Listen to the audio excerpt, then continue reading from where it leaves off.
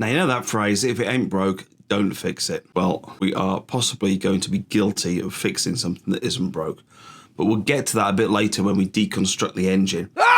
So yeah, welcome back to the Dadskillz car channel. We are back on again with the Mini Cooper project, which I'm desperate to get on the road and desperate to drive, because the only time I've driven it was when I drove it home. So this week, we deconstruct the engine, we have a little look inside, see what we're going to replace. But before we get to that, let's take a look at some of the improvements I've done to the actual car itself. So, around the car, we have rubbed down and sprayed up these wiper arms, which came out quite nicely. We've gone for a cheeky little beasting aerial rather than the great big one that was on it. We have got a new rear wiper. And then in the engine bay, we have all this plastic has been treated with a little bit of restorer. So that's nice and shiny now. So that's gone back in now that we've done the brakes. This little bit of rubber's gone back in, mounted all these back. So, and as you might have seen in my other video, we cleaned this. I broke the lid when I was doing that, which was excellent, so I'm waiting for a new one of those. That's gone back on. I've actually put some fluid in there, because there's no reason why I can't. Silicone hoses. That was a bit of a nightmare, because I forgot which way they went, so I had to Google pictures so I could follow that. Now here, we had power steering connection. Looks like it got a bit hot, so we've changed that. And we've got a new second-hand part, and I've put it back with all its cable ties where it went, so hopefully that will find its way down there somewhere. And we've got our Porsche bolt finally came. I've had to put a nut on the bottom, cut the end of the bolt off and wax it just so it doesn't go rusty. My new engine stand has finally arrived, so I reckon it's time to start cracking this thing apart. See what we can find. Hopefully we'll find some of the indicators of the oil pressure issue that we had.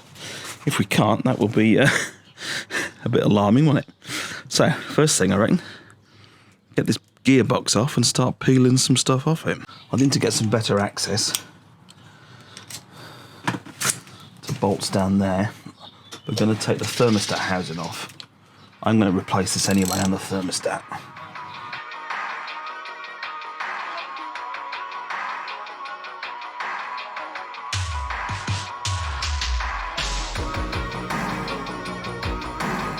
Right, so there we go. Yuck. That's still got water in there, if you didn't know. That thermostat doesn't look horrendous, actually. Is it 15? Oh, it's a 15, nice.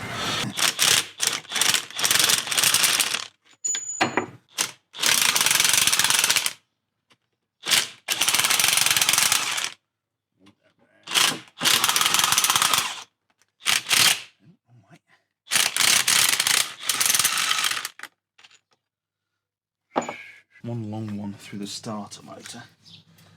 That looks like it's joined. Get in there.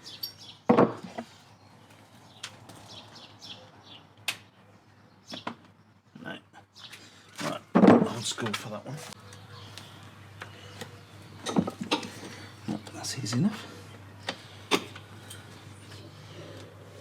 Come on, ready to go. I don't even know if it's a dual mass flywheel or not. I've not looked into it yet. But we'll certainly replace the clutch. Hopefully the flywheel will be okay.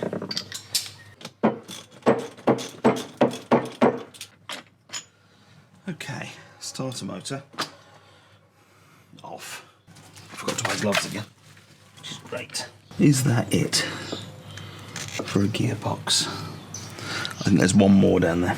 Okay, I've got my bottom one out. I reckon this should come off. But can we get it off without everything falling over? There we go.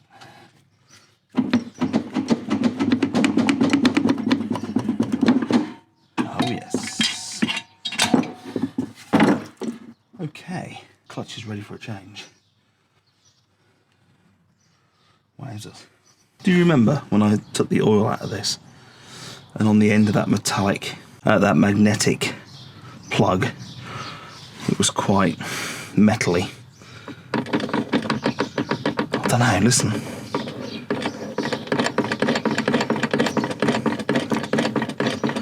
Is that meant to sound like that? I don't know. Dare I put it back on?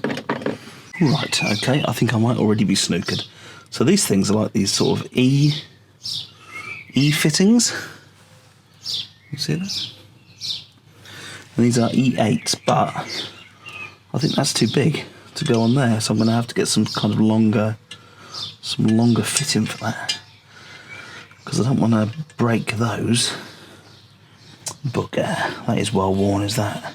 What I want on the other side for that clutch, apparently, is a female Torx, but a long one, so I can actually get into it without rounding them off. So I've ordered some. So let's come this side of the engine. Right. And try and lift this tensioner out the way, and then we can get this off. What's that? Oh yeah. And then we need something to put through there. Right, okay. Does belt come off now?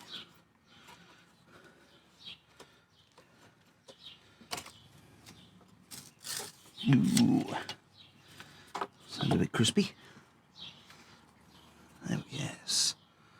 There we go. That's nice, isn't it? No writing on it. Looks okay in places, but... And then it's knackered in other places. That's cool. That's off. Yeah, what next? Let's see if we can get the alternator off, shall we?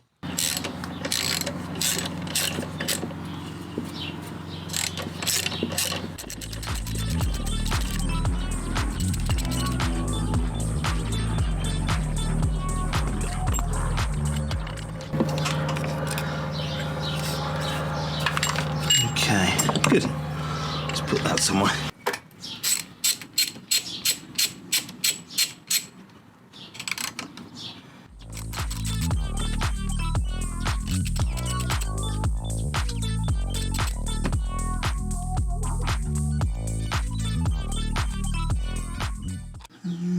Which one should we go for?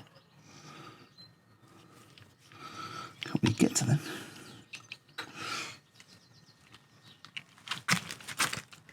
Just try and get anything on I can, really.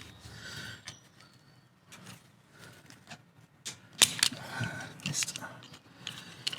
Can't really get the angle.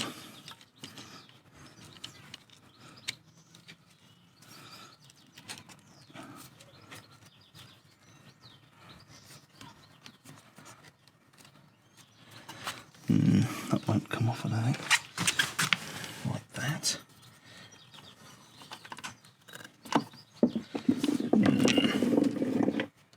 Okay. Many hours later. Yes, go on, up you go. That's it, that's it.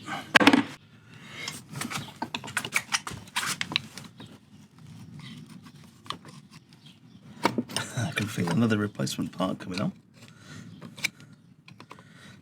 Come on, off you come. Don't be shy.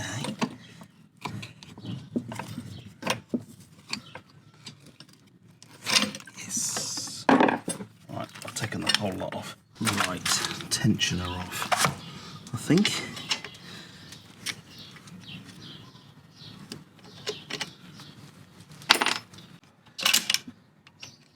Right, so I'm going to take all this end off, and I think our oil pump is there, so we'll be replacing that. All the timing chain will be replaced.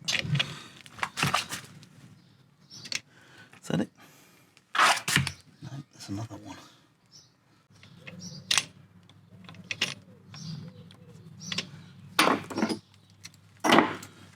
Let's put it back up.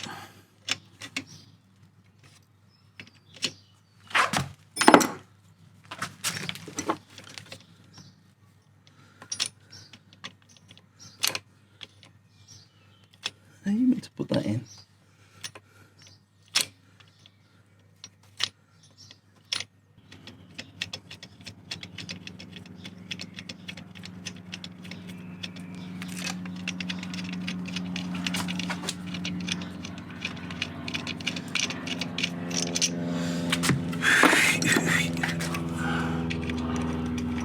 That's better.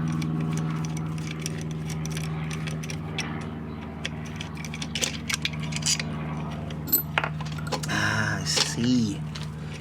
Sort of latches onto that one.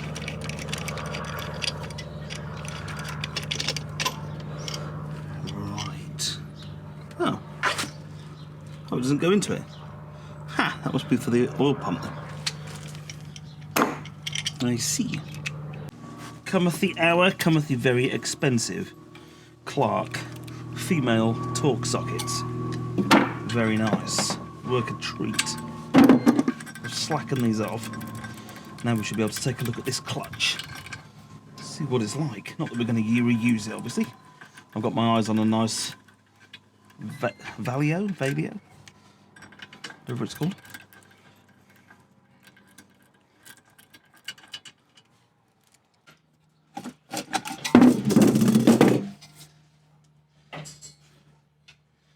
Well, this part of it, apart from that, oh yeah, that's what I'm getting.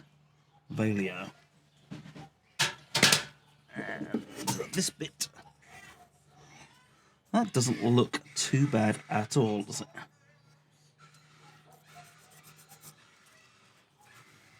No idea how old that is there. But, cool. Right, we have a solid flywheel. That is excellent. So, no issues with dual masses or anything. That's great. Right, next we'll get this off and then we can mount it on the engine stand.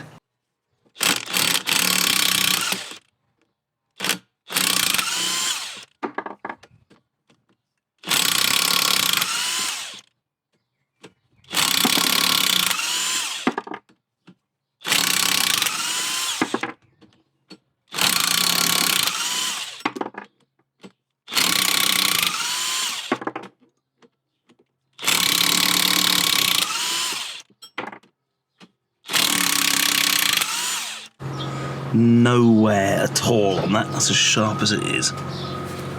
Yeah, nice. A few marks on there. That's interesting. Right, okay, we have an engine on a stand. That's rather wonderful. So, we had to use these bolts. They were the only ones that were long enough, and they're from the engine mounting on this side. Luckily, we had 4 of them. That's cool. Now, I've had to put one goes through the sump. Now I'm going to take the sump off to renew the gasket, but I think if we get all this off, head, all the rest of it, that'll make it a bit lighter. We'll take that out, turn it over, and that should be cool. So, nice. I think we're almost ready. So, took this top cog off, drop the train down, and then we've got these sort of plugs that go in the end there too. That means you can undo the guide, undo that, push that to one side, and then we've got 2 bolts this end. I've undone them in a nice pattern, working my way in. So, is that it? Don't be shy.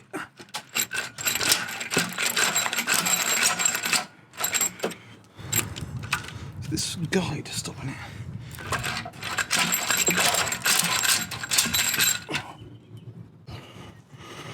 Well, there we go. I was in 2 minds whether to do the head or not, but I've got it out and it's done. Whatever it is, 117,000. We might as well, might we? That's just a bit of water where it's got in. Right, let's have a look at the other side of the head, shall we? So here she is. She's got signs of carbon build-up, which you'd expect, but certainly Nothing too horrendous. We may just pop some fluid in these. Obviously, get them on the when they're both closed and see if anything goes through. This is the old, what looks like some sort of multi-layered gasket. Ooh, yes, look at that, look. That is multi-layered. Starting to go anywhere? Nah, not particularly, is it? Not particularly. So, that's it. Join me next time where we reconstruct the engine and we may even get it in the car. See you soon.